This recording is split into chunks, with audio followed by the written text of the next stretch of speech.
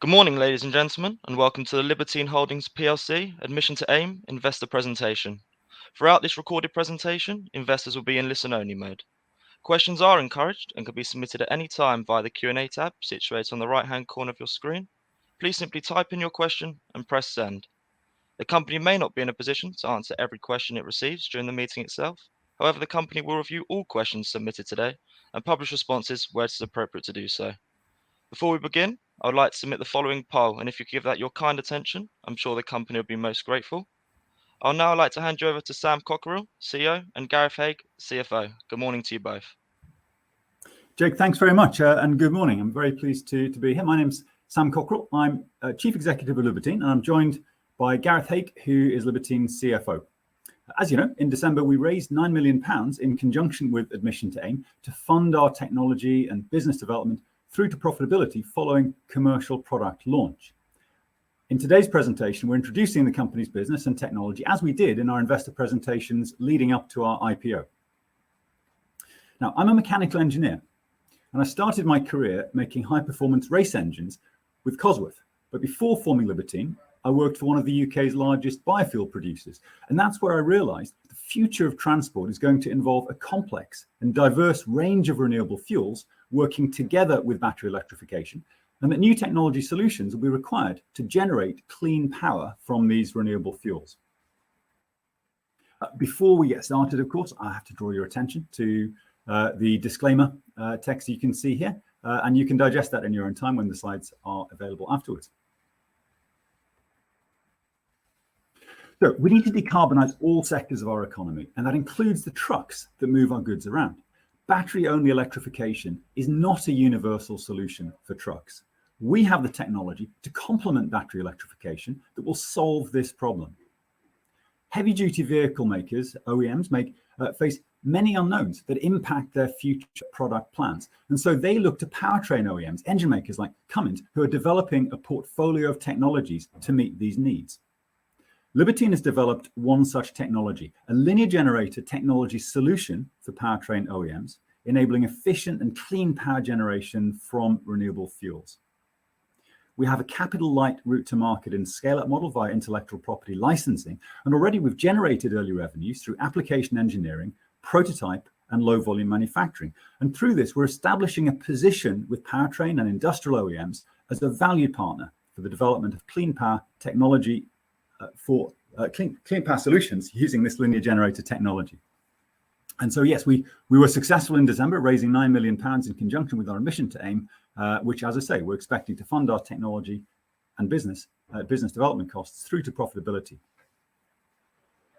Now, just on to trucks. So battery electric trucks are not a universal solution. And I say this in part informed by the relationship that Libertine has with Providence Holdings, which is my family firm, and which has a transport operation. We have about 15 or so tractor units, which is about average for the UK's heavy-duty haulage industry. And none of our trucks are battery electric trucks. And the reason for that is battery electrification impacts vehicle payload and productivity as a result of the battery weight and the need to recharge the batteries from time to time, probably on a daily basis at least. And because of these impacts, the economics for transport operators like Providence Holdings are impacted by battery electrification, and it just doesn't work today. Now, vehicle OEMs understand this. They understand that new powertrain solutions are going to be required that are economically attractive to transport operators. Range extension can address these economic barriers. So a range extender is an onboard power generator which complements battery electrification so that the vehicle can have a smaller, lighter battery that reduces the impact on payload. Having onboard power generation also means the vehicle is not obliged to come back to base every night or to find means to charge during the day when the driver takes driver's hours breaks. If charging infrastructure is available, of course, recharging from the grid is always going to be more economic. But when it's not available because the infrastructure is not there, the onboard power generator is a really good alternative. And Libertine's solution for range extension looks like this: a compact, modular, high-efficiency linear generator range extender, which can be optimized for renewable fuels like hydrogen or bioethanol and other renewable fuels, but crucially, which is backward compatible with existing fuels. Now, that fuel flexibility is really important.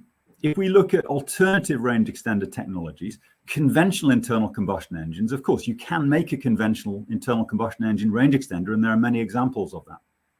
A conventional engine can be configured to run off renewable fuels like green hydrogen. You can also configure a conventional internal combustion engine to run off existing fuels like compressed natural gas. The trouble is, if you optimize for efficiency and emissions, those are two different engines because they need two different compression ratios. So a conventional internal combustion engine has limited fuel flexibility. If we look, on the other hand, at fuel cell range extender options, PEM fuel cells, two different technology types here. So proton exchange membrane fuel cells have no fuel flexibility. They require very high purity hydrogen. Solid oxide fuel cells, in contrast, do offer fuel flexibility. So you could, for example, put compressed natural gas as an existing fuel into a solid oxide fuel cell, and you could put hydrogen into the same fuel cell and get similar results. The trouble is, when we compare those range extender technologies on other metrics that count, so durability and cost, there are some interesting advantages of the linear generator format. And ultimately, the promise of this new category of power generator is to deliver the efficiency of fuel cells with the durability and cost of conventional internal combustion engines, but with the flexibility to make use of future net zero fuels, but also to make use of the fuels that are actually on the forecourts today. And that, in essence, is the promise of the category. Now, if we just, I'll just go on to explain exactly what I mean by a linear generator. If we can play this first video, please. This is an example of a linear generator which we've made, which has been running on the test cell with Mahler Powertrain last year. And if we look at a cutaway here, what you can see is the central section has internal combustion going on. So it has fairly conventional ignition, fueling, and other features you would find in a normal combustion chamber. But on either side, instead of having the mechanical drivetrain, crankshafts and the other mechanical bits and pieces, we've got these two linear electrical machines that do two jobs. They generate power from the combustion event. They generate the electrical power output, but they also control the combustion event, making it very clean and very efficient. Now, our platform technology is the electrical machines and the controls, and this allows developers to create their own bespoke products, their own combustion products, using our platform. And if we look at the next video, you can see an example of what that means. So this is an internal combustion system developed with Mahler Powertrain, but using Libertine's linear electrical machines and controls. This is a two-cylinder engine. This linear generator will be running on the test cell later on in this quarter. And this has been developed to essentially show the capability of the technology in this slightly larger scale application. This is sized so that it will be suitable for heavy-duty vehicle, heavy-duty powertrain applications. So if we can go back to the slide sequence now. So that describes how our technology platform can be used. Are we back on the slide sequence? Nearly, there we are. And this is our business. So we develop, manufacture, and license this platform technology for clean power generation using renewable biofuels, synthetic fuels, other low carbon fuels. I would stress we are fuel agnostic. So we are not a hydrogen combustion engine company. We're not an ethanol combustion engine company. We don't develop combustion products. Actually, we provide a platform, and our customers develop range extender or other power generator products using our platform. The platform combines high performance linear electrical machines, power electronics, and motion control systems that allow OEMs to develop their own product solutions for hard to decarbonize sectors with large addressable markets. Now, the linear generator category already has successful commercial product. In the US, this company, Mainspring, has launched linear generators serving distributed power generation applications that demonstrate that linear generators can deliver very high efficiency, dispatchable power with fuel flexibility, and very good clean emissions performance. But Libertine's platform technology allows us to serve a wider range of applications. And we think the market opportunity is much larger than distributed power generation and packaged gensets. We've done some market research to quantify this. And across powertrain applications in heavy-duty vehicles, light commercial vehicles, and off-highway applications, including agriculture, forestry, mining, and construction. Combined with distributed power applications, we see a total addressable market in the region of $80 to $120 billion, with some significant growth across each of those segments, and in particular in the powertrain segment. So, we think that the total addressable market is predominantly going to come from transport applications, but with a very significant range of other applications besides. And the licensing model we have, the technology platform model we have, allows us to get our technology into products serving that very wide range of applications. And the licensing model looks like this. Today, we generate revenues from engineering fees by providing our linear electrical machine hardware and controls and developer tools to power generator OEM customers, so industrial OEMs, engine OEMs, who evaluate our technology and integrate our technology into their product development.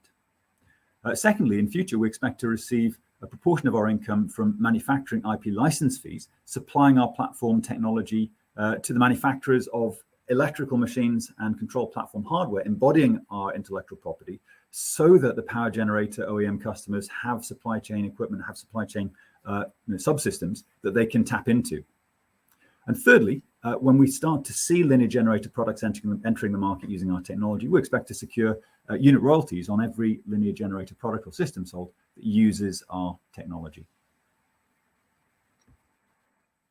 Now, that revenue model evolves over time. The revenue mix evolves over time. Today, most of our revenue comes from engineering services. Over the course of the next 3 or 4 years, as we advance our customer programs towards manufacture, we expect an increasing proportion of our income to come from advanced license fees. And then ultimately, following high volume product launch, we expect unit royalties to play an increasing role, and ultimately perhaps a majority role in the revenue mix.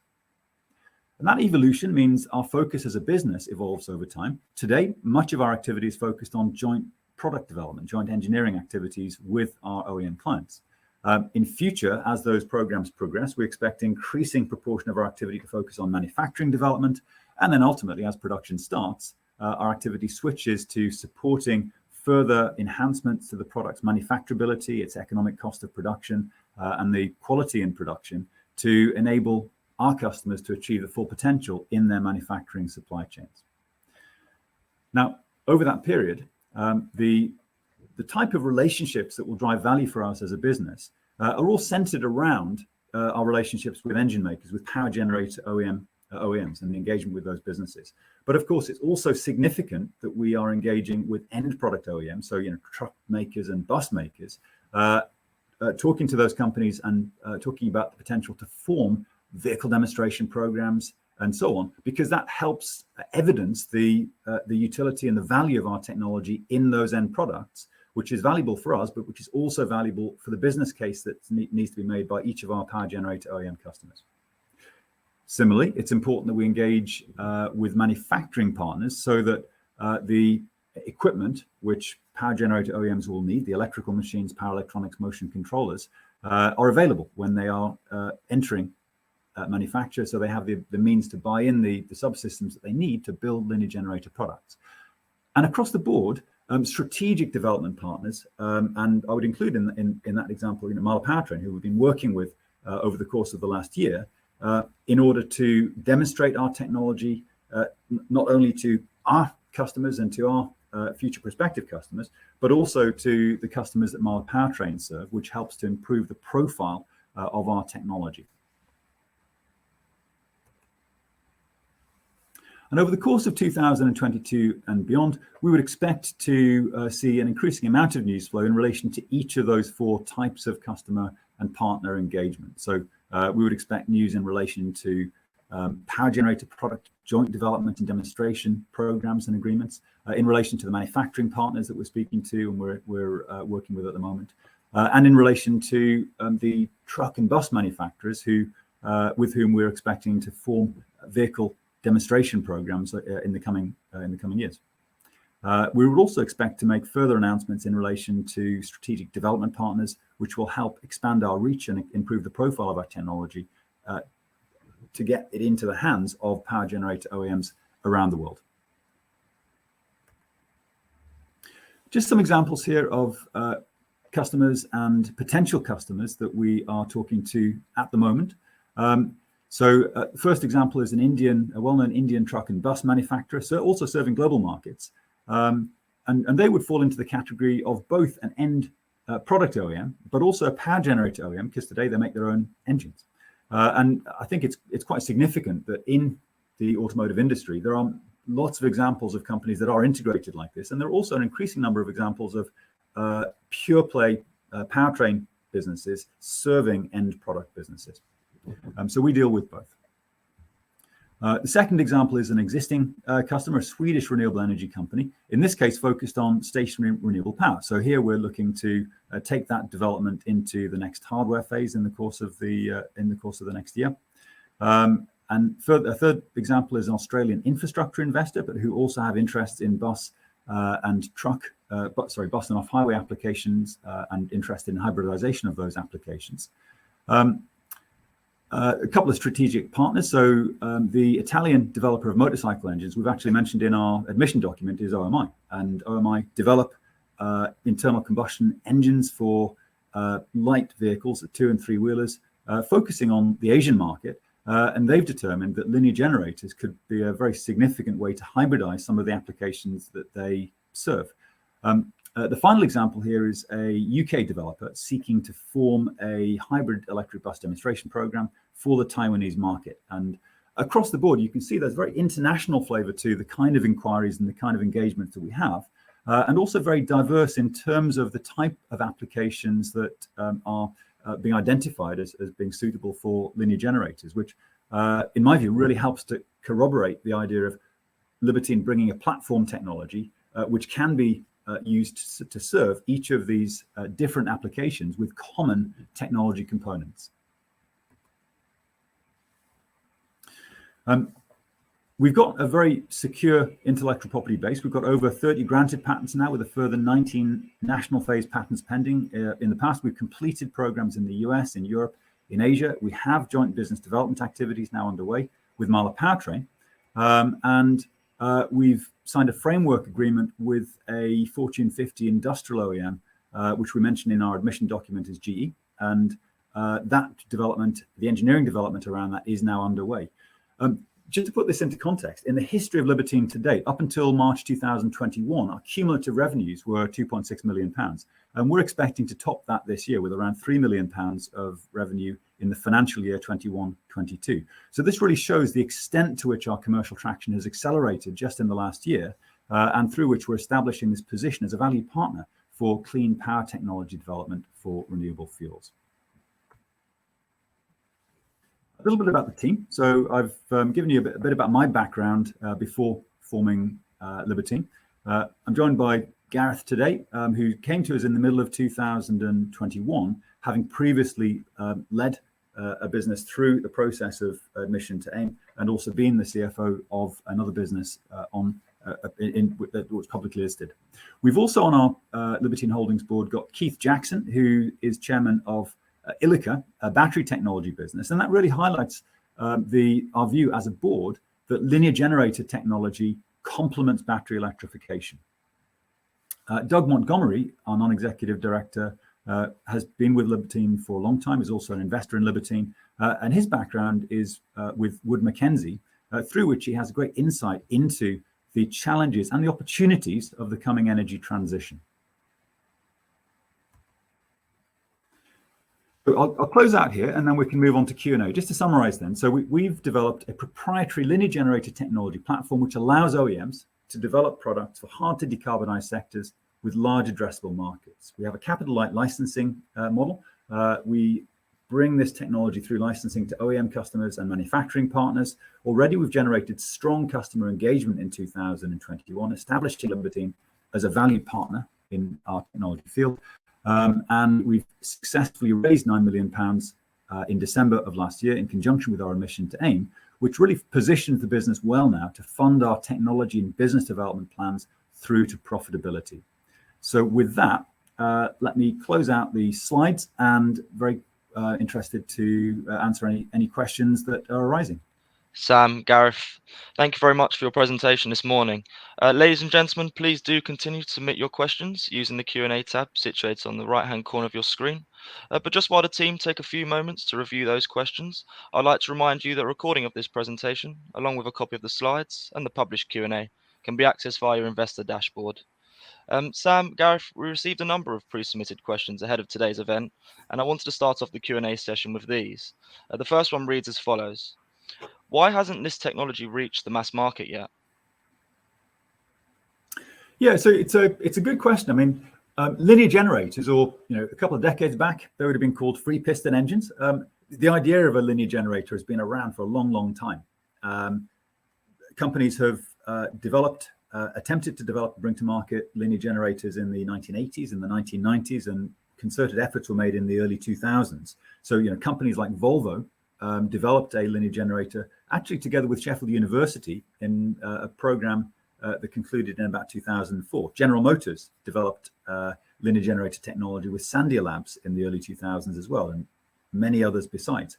The thing which has often held up those programs or resulted in those programs not making it out of the lab has been motion control, right? Because when you get rid of the crankshaft in a conventional engine, you lose the determinism, the kind of clockwork motion that the crankshaft provides. Now, that's a good thing and a bad thing. It's a bad thing because if you lose control of where the pistons are, then you no longer have control of the combustion process.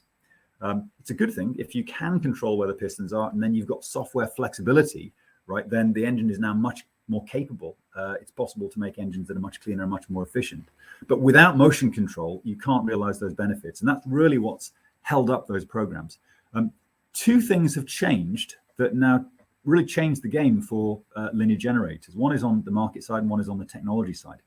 On the market, we are seeing this pressing need for better power generation solutions using renewable fuels. And that's really what's propelled companies like Mainspring through to their commercial product launch, is the market need for firm renewable power generation, for firm clean power generation. So on the market side, we're seeing a much more concerted pull for better power generation technologies, and Libertine is developing a linear generator technology which plays a part of that. Is a technology that sits within that portfolio. The second, sorry, just to close out the point on the technology. The second reason, the second thing that's changed is the technology environment. So what Libertine now taps into, that the likes of General Motors and Volvo didn't have available back in the early 2000s, is a technology environment in which we're seeing new materials, soft magnetic composites, for example, new control technologies. We use off-the-shelf controllers from National Instruments today, but there are a range of new control technologies that we can tap into, making control of piston motion much more feasible. And there are improved materials and power electronics technologies, which in combination we can assemble and create a platform that would have been really difficult to do if all of those things we'd have to make from scratch, as we would have had to do a couple of decades ago. Thank you so much for that. I know you've touched on this just in the previous question, but who else makes linear generator technology? So I mentioned the company in the US, Mainspring. They were formed actually around the same time as Libertine in 2010, I think they were formed. They are based in California. They've been very successful at raising funds. They were created as a spin out from Stanford University, leading with their combustion technology. And it's a company we admire. I mean, they have commercialized linear generator technology, which is great for the category. That's perfect. Thank you. The next one reads as follows. How are you different to Mainspring? Yes, so it sort of leads on from the previous question. So Mainspring's focus, being a product business, is on the distributed power market. And they've developed a very good product, 120 kilowatts per cylinder, a 240 kilowatt engine. You can read about their technology on their website. Where Libertine is different, I guess we're differentiated in terms of our technology, and we're differentiated in terms of our model. So I've described our platform technology model, which allows us to put our platform into the development programs of OEMs who can then develop their own linear generator technology. And we're also differentiated in terms of the intellectual property we have, which allows our machines to be made somewhat more compact, which makes them more suitable for powertrain applications. So I think those are the two differentiators to, as we see them, from Mainspring's product technology focus, which, as I say, has resulted in a commercially viable linear generator product, essentially establishing the category. Thank you very much for that. What should investors be looking for in the next 6 to 12 months? So, I mean, I'll let Gareth comment on, some of the our expectations, what's likely to happen in the course of the next 12 months. A very sort of high-level overview. We've got a lot of exciting things going on in terms of the development programs that we're supporting. One example, the work we're doing with Marla Powertrain, we're expecting that to move into the testing phase with the larger blue and white rendering that we showed you earlier on in the presentation. That will be on the test cell probably by the end of this quarter. And that'll be a great proof point because it's much more efficient. It has a higher output. It's got many new features which have been in development over the course of 2020 and 21 that have now come to realization. And that really supports some of the further business development work which Simon and our team are working on, enabled by what we can showcase in the lab test cell. So I think supported by that technical development, the commercial pipeline that we now have, and of course supported by the £9 million that we raised, we expect 2022 to be a game changer year for Libertine. Thank you. The next question reads, what is so unique about your technologies and how easily could they be replicated? So if we look at the IP portfolio that we have, what we attempted to do with the IP that we filed is to protect a sort of a range of different aspects of how we achieve the motion control and how we provide the platform for integration into products. So it includes some of the manufacturing methods, the use of some of the materials that we have. We have IP around the software control methods that we're employing, the architecture of that software. So we're trying to be quite broad in the points where we file the paper intellectual property that protects what we do. Since 2017, when we established the business in the facility you can see on the slide here, we've also kind of supplemented that paper IP with an increasing amount of know-how as we've done program after program and demonstrated our technology in a number of different ways. And the combination of the know-how and kind of trade secrets that we have within the company now, together with the physical paper IP, makes a fairly robust basis on which we can now bring this platform technology to market and keep it proprietary. Thank you so much. The next question we've got here is, can you talk a bit more about the global markets and where you think your technology would be most prevalent? Yes, and so as you've seen in the presentation, the inbound inquiry that we're getting is very global in nature. There's a lot of inquiry that we and discussions that we're having with companies in India and Southeast Asia. We've done work with Petronas in Malaysia. We're getting inquiry. We're doing programs with companies in the US and in Europe. So it's a very international a sort of mix of customer engagement, and that reflects the very kind of international and diverse global nature of the markets that we're serving. Overall, different markets have different constraints in terms of the electrical infrastructure and what that means for the role of battery electrification, and that is reflected in the kind of the way truck and bus manufacturers think about their future product plans, depending on whether in Europe, for example, there are some situations where battery electric trucks do work. In India, Southeast Asia, there are somewhat fewer situations where battery electric trucks work because there's much less charging infrastructure, and for the most part, the grid is powered by coal. So different markets have different considerations when it comes to the carbon intensity of electrical power, the availability of the grid to distribute electrical power, and also the availability of renewable fuels. India, for example, is tilted towards bioethanol.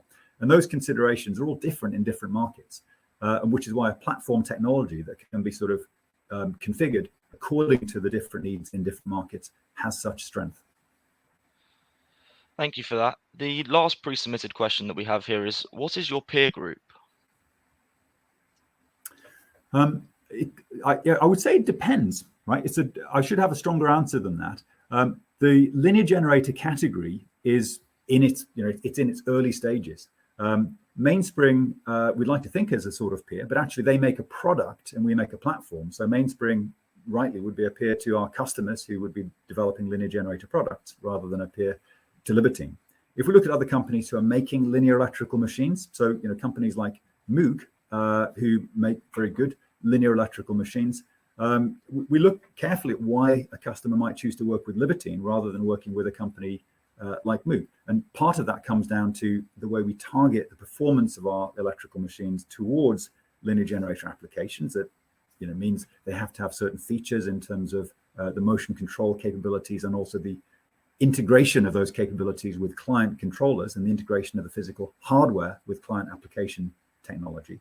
And so, there are also other examples of companies who have a similar business model to Libertine's, but in different technology categories. So, several years further ahead, Ceres Power, of course, develops a platform technology for renewable power generation from clean fuels, right? So solid oxide fuel cell technology is distinct from linear generator technology, but the platform, the idea of using a platform technology approach to increase the reach and range of what we do, that it has some aspects in common with a company like Ceres Power. So depending on the lens you look through, we can look for different peer comparisons in different ways.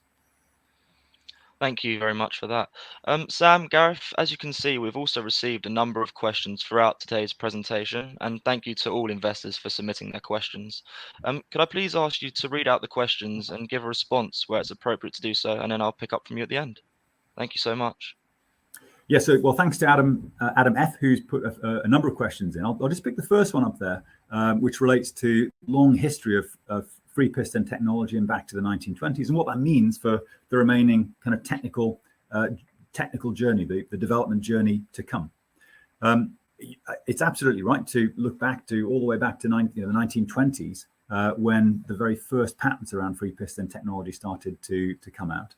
But as I've said to a previous answer, the last couple of decades have seen changes in the technology landscape and changes in the market landscape that have accelerated the rate of development and really lit a fire under the need for linear generator technology. So from Libertine's perspective, the availability of new materials, new controller technologies, new power electronics solves many of the technical challenges which have stumped free piston development in the 1980s and the 1990s. So on that basis, the development journey for us and for our end customers is shorter than it would have been if we'd been trying to do this thing 20 or so years ago.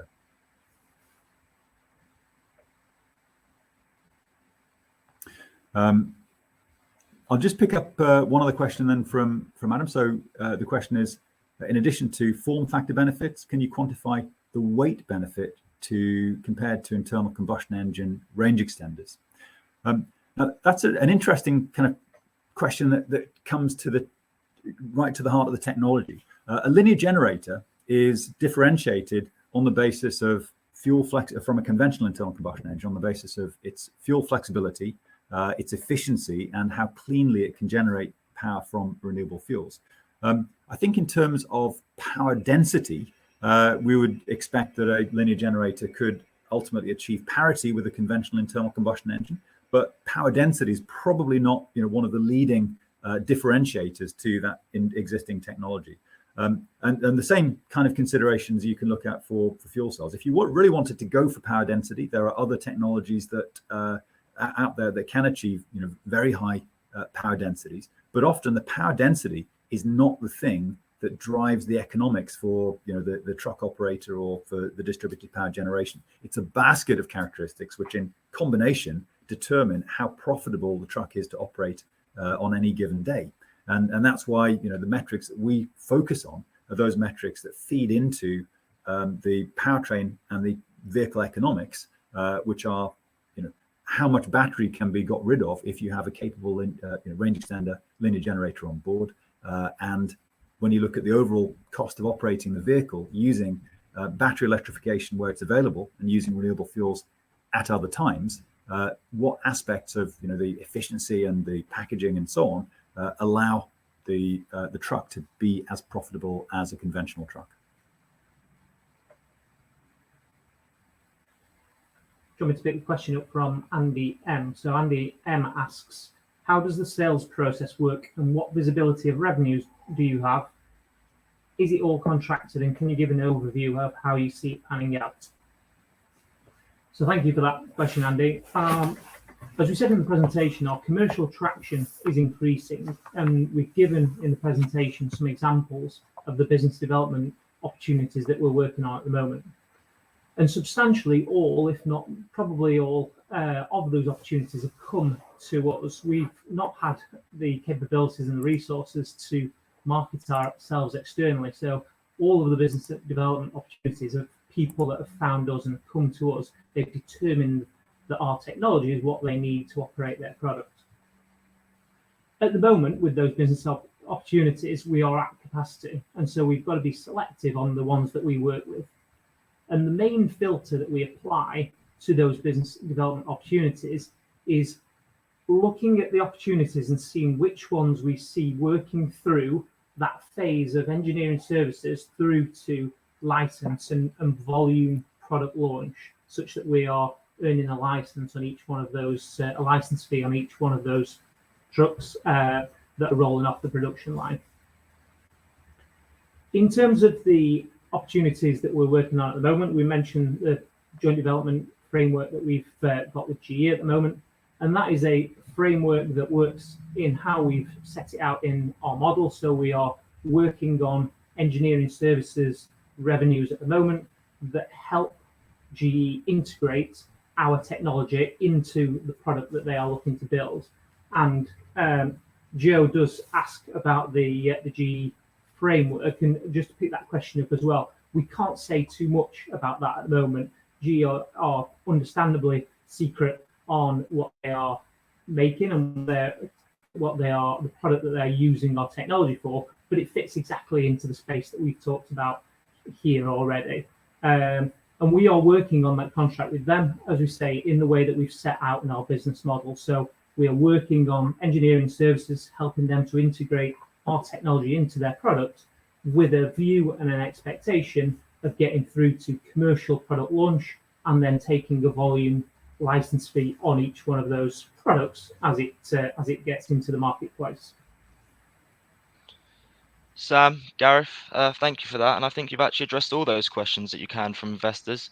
And of course, ladies and gentlemen, the company will review all questions submitted today and will publish those responses on the Investor Meet Company platform. Perhaps before redirecting investors to provide you with their feedback, which I know is particularly important to the company, could I please ask you for a few closing comments? Thank you so much.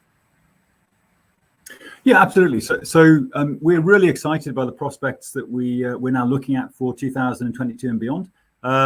Libertine has had a 10-year process of formation. We think about Libertine's very first period up until about 2017, before we established our premises here, as being the sort of very light development, bit of university work, bit of IP licensing, a bit of IP filing.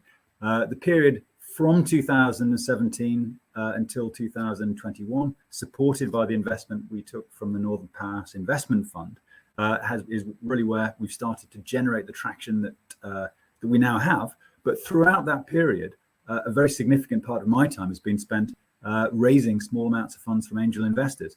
The transformative nature of our IPO means that we can now focus wholly on business development and delivering the technology. And given the pipeline that we now have, this is a really exciting place to be.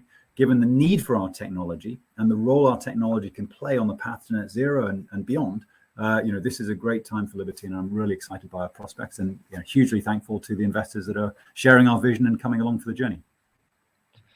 Thank you very much for that. Sam, Gareth, thank you for updating investors today. Could I please ask investors not to close this session, as you'll now be automatically redirected for the opportunity to provide your feedback in order that the management team can better understand your views and expectations. This will only take a few moments to complete, but I'm sure will be greatly valued by the company. On behalf of the management team of Libertine Holdings PLC, I would like to thank you for attending today's presentation. Good morning to you all. Thanks, Raj.